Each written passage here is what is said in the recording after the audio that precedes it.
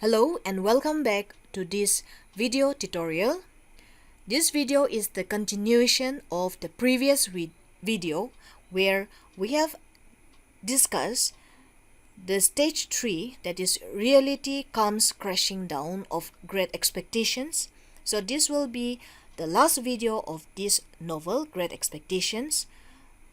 If you have not watched the previous videos, I urge you to do so that you understand this video more clearly.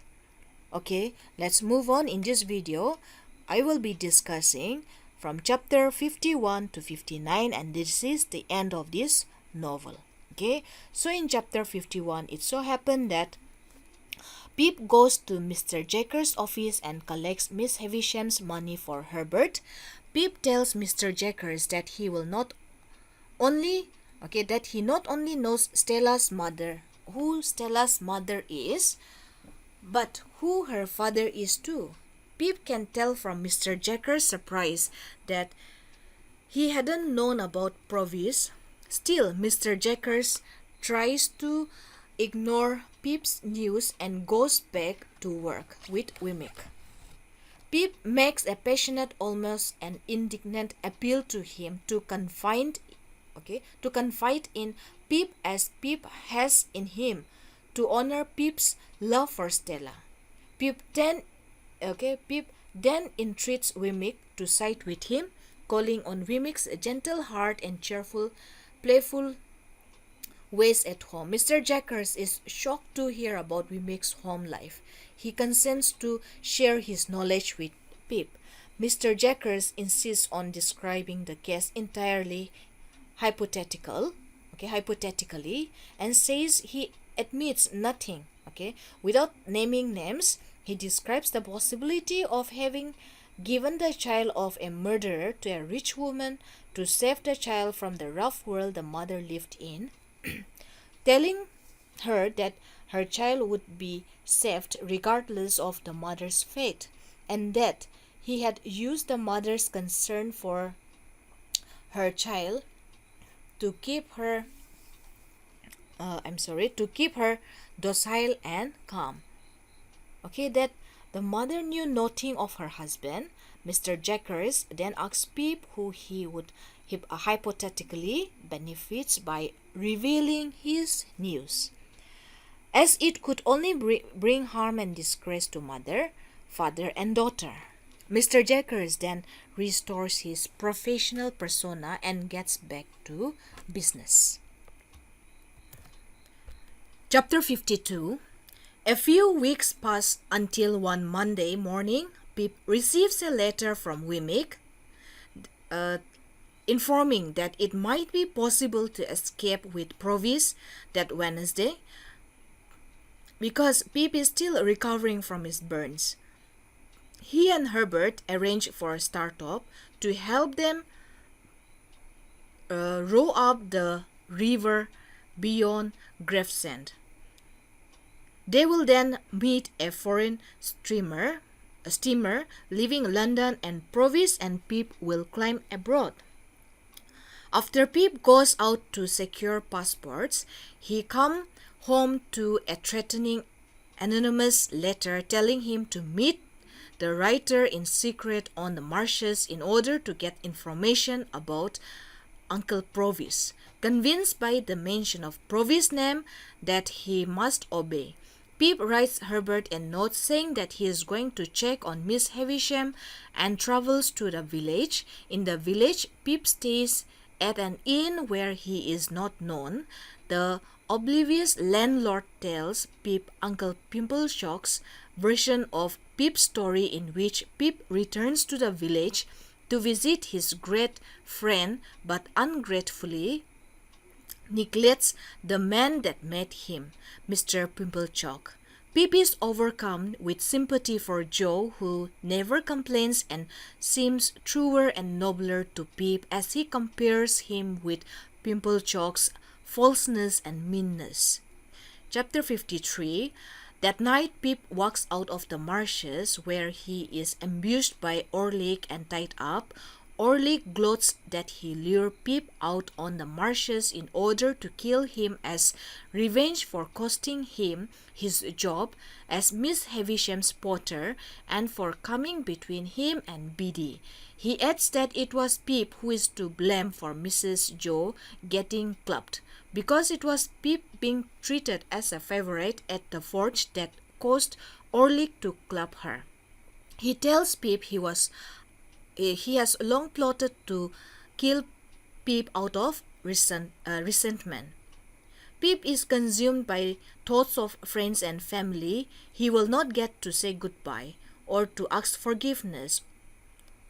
Orlick tells Pip that he now works for Compassion, who is going to make sure to get rid of Provis. The stranger in the dark hall outside Pip's apartment was Orlick, spying on Pip to plot his own revenge. Orlick overheard Provis' story and reported it to Compassion. As Orlick readies his stone hammer to strike Pip, Pip screams, and Tep's boy, Herbert, and Startop rush in to tackle Orlick and rescue Pip. Orlick disappears, Pip passes out, and when he comes round, Herbert explains how he had found Orlick's note in their apartment. Okay. Disturbed by this tone, Herbert and Startop follows Pip to the village, and the trap boy led him the way. When Pip recounts Orlick's story, Herbert wants to immediately, wants to go to the magistrate and get out of warrant for him. But Pip is anxious to get back to London to prepare for Provis' escape on Wednesday, and they decide to delay pursuing Orlick later. They return to London, where Pip spends Tuesday recovering from the ordeal. His burnt arm is still paining, but by Wednesday morning, he feels stronger and ready to carry out their plan. Chapter 54, Wednesday morning, Pip, Herbert, Startop pick up Provis in the boat and heads up. The boys are anxious, but Provis is calm and delighted to be outside, saying this imprisonment has given him the greatest appreciation for freedom. After a long day on the river, they stop for the night at a public house where they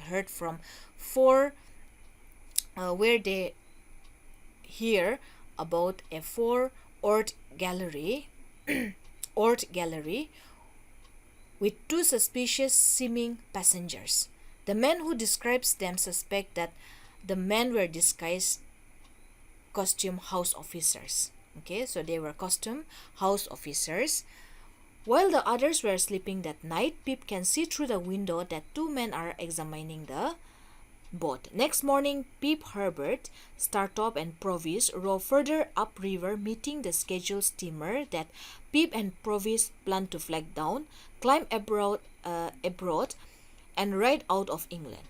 The steamer though is late, and just as Pip and Provis are bidding the others goodbye, the four-oared gallery they had heard about pulls up alongside them, and one of the two passengers, a customs officer, identifies Provis as Abel Mackwich, and demands that he surrender. Provis leans across and pulls the cloak off the other man on board gaily. It is Compassion. Compassion staggers overboard. Provis falls with him, and Pip's boat overturns and sinks. Everyone but Compassion manages to climb aboard the galley. Provis, badly injured, describes how he wrestled underwater with Compassion. Back on shore, all of Provis' provision, including the pocketbook full of money, are confiscated. The custom officers give Pip permission to accompany Provis back to London. Pip does his best to nurse Provis' wounds and comfort him. Now on the boat back to London, Provis advises Pip to leave him. Pip refuses. Okay, Pip refuses. He realizes that all of the money Provis saved for Pip will now be confiscated by the crown, but resolves not to tell Provis in order to protect Provis' dream of enriching Pip. Chapter 55. Back in London, Pip retains Mr. Jaggers for Provis' defense. Mr. Jaggers is mightily disappointed in Pip for not securing Provis' fund ahead of time from confiscation. But Pip is unconcerned. Compasson's corpse is found on the river with note indicating he had hoped to be rewarded money from Provis' fortune. Provis' trial is set for a date 1 month away. Herbert reveals that he is being transferred to a branch of his merchant house in Cairo. Herbert invites Pip to come and live with him and Clara and work at the counting house as a clerk. Pip is grateful, but says he needs several months to decide to continue to keep Provis company and to tend a vague something lingering in his thought. Okay, Herbert says he will soon marry Clara, and later that week Wemmick visits Pip to apologize for the failure of his escape plan. Now, here, he realized that Compasson must have planted rumors that he was out of London so that Wemmick could overheard and advise plan to enact on this plan, which failed. Wemmick asks Pip to join him for a walk on Monday. That walk, it turns out, leads to Wemmick's wedding to Miss Skiffins, which he has planned to seem completely spontaneous. Pip is the best man, and the aged father gives Miss Skiffins away. Wemmick asks Pip not to mention the wedding in Little Britain. In the prison, in chapter 56, Provis lies sick and wounded but uncomplaining. Pip stays by his side as long as he is allowed to each day. In court, Provis is swiftly found guilty of having run away from his sentence in New South Wales. Court procedure entails announcing all the death sentence together on one day. In court, Pip and a large audience of onlookers watch Provis standing among 32 other men and women condemned to death. The judge singled out Provis, describing him as one who offended law, against the law, and Provis, described as the prisoner, responded that I have received my sentence of death from the Almighty, but I bow to yours. After sentencing, the audience raises to leave and rearranges their clothes. Pip writes petition to every authority he can think to appeal Provis' sentence and hope that Provis will die on his own before he is hanged. The prison officer and other prisoners are kind to Provis and nurse him. Provis dies 10 days later with Pip at his side. He is calm and grateful to Pip's loyalty even in hard times. His last word, I don't complain of pain, dear boy. Just before he died, Pip whispers in Provis' ears that his daughter is alive with powerful friends and that Pip loves her. Provis kisses Pip's hand and dies in peace. Pip thinks of the parable of two men at the temple and pray for heavenly mercy for Provis. In chapter 57, we find that Pip is in deep debt. In the days after Provis' death, Pip falls deliriously ill. Two creditors come to his apartment to arrest him for his debt, but Pip, too sick to move, suffers feverish hallucinations. When he next gains consciousness, weeks have passed and Joe is at his side, having nursed him through his sickness. Pip is ashamed, feeling he doesn't deserve Joe's kindness, but Joe is warm and loving and holds no grudges. BD has taught Joe to write and he updates her on Pip's state by letter. Joe updates Pip on the village news. Miss Havisham has died and left a large sum of money to Matthew Pocket.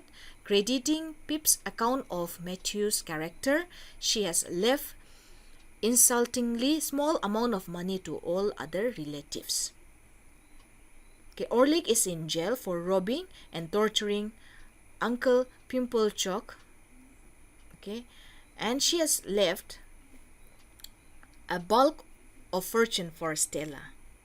Pip and Joe spend the days of Pip's recovery in tender companionship. Pip has lost all pretense along Joe and is wholly loving. When Pip, not knowing how much Joe knows of his recent affair, broaches the subject of Provis, Joe brushes it off. Okay, and Joe tells that BD has convinced him not to dwell on unnecessary subjects and emphasize that he and Pip are ever the best friends. As Pip grows stronger, Joe becomes less comfortable around him. While Pip was weak, Joe called him old Pip, old chap, as he had in Pip's childhood. But the day Pip is strong enough to walk on his own again, Joe calls him sir. Pip is ashamed that his behavior in the past has warranted Joe's wariness. When Joe is certain that Pip is nearly well, he leaves without warning and Pip wakes up to a note explaining that Joe doesn't wish to intrude. Enclosed in the note is a receipt of Pip's debts, which Joe has paid off to unknown to Pip. Though Joe didn't know about them, Pip is eager to thank Joe and to apologize to him. He is also eager to propose to BD, whose goodness he wants the hereafter to be guided by. Pip resolves to work in the forge or at any trade BD sees fit. After a few days, he makes a trip to the village. In chapter 58, we find that news of Pip's fall from fortune has preceded him to the village, and the staff at the Blue Boar treats him indifferently where it had once treated him lavishly. Pip doesn't mind. Uncle Pimplechook makes a great obnoxious show of pity Pip's new circumstances, then pointing loudly to Pip's ingratitude. Uncle Pimplechook proceeds to spread rumors about how ungrateful Pip was. Pip walks to the forge excitedly to be back and delighted to see the old familiar landscape. Upon returning home, he discovers that Joe and Biddy had been married that morning. They are overjoyed to see Pip, and Pip congratulates them both tenderly and thanks them both for all they have done for him. He tells them that he is going abroad and will earn the money to repay Joe. Though he will always be indebted to them, he asks them not to tell their future child of his prior ingratitude, but only of his respect for both of them. Pip moves to Cairo and joins Cleriker and Company as a clerk, living with Herbert and Clara, who have married after Mr. Barley's death. Year after, Pip eventually becomes a partner in the house and repays his debt. He maintains close correspondence with Joe and Biddy. Eventually, Cleriker reveals Pip's secret investment in Herbert, and Herbert is surprised but wholly grateful. The firm prospers admirably, though not excessively, and Pip wonders how he could have ever doubted Herbert's ability to success in life. In the last chapter, chapter 59, Pip does not return to England for 11 years. He comes back to the forge one night in December and finds Joe and Biddy sitting happily at the hearth with their young son Pip. Pip gets along famously with little Pip. Biddy coaxes Pip to marry, and when Pip says he is settled in bachelorhood, asks about Stella, Pip says he no longer pines for her. Still, Pip secretly wishes to visit the site of Seti's house for Stella's sake. He had heard that she has been abused by and separated from Drumley, who had since died. Pip walks to the site in the misty dark and finds only the garden wall standing there. He is stunned to find Stella herself walking grounds. She too has never been back until this night. Though the grounds are her only remaining possession, she tells Pip she has thought of him often and had regretted throwing his love away. She says suffering has given her a human heart. They walk out together in the rising mist, and Pip says he saw no shadow of another parting from her. Okay, so this is the end of this fiction, of this novel, The Great Expectations. Kindly go through all the video for the complete understanding of the novel. Thank you.